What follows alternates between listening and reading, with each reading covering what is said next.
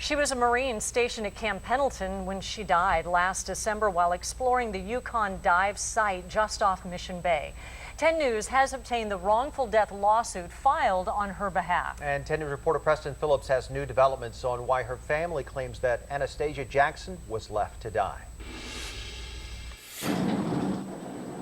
10 News cameras were rolling when Lance Corporal Anastasia Jackson's body was brought to the surface. According to the medical examiner's office, Jackson had accidentally drowned after she suffered blunt force trauma to the head while exploring the Yukon dive site with 3 other divers, an instructor, and a dive master. She was found tangled in mooring rope in the hull of the wrecked ship. San Diego attorney James France says her buoyancy was never set before the dive and she was left there to die.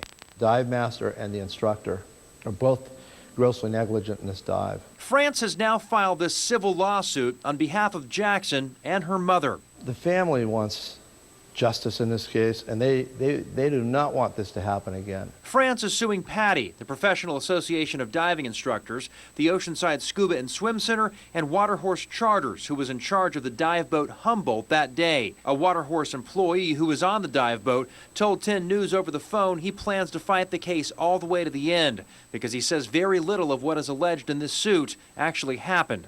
This whole charter that day was handled in a grossly negligent manner, and I think this was a profit-driven venture on the part of Waterhorse. France claims Jackson's life should have been protected and could have been saved by the professional divers that were with her that day. She had a lot of air. They could have saved her life. That's how serious this is. Preston Phillips, 10 News. Well, 10 News reached out to the Oceanside Scuba and Swim Center for comment over the course of 2 days, but our phone calls were never returned.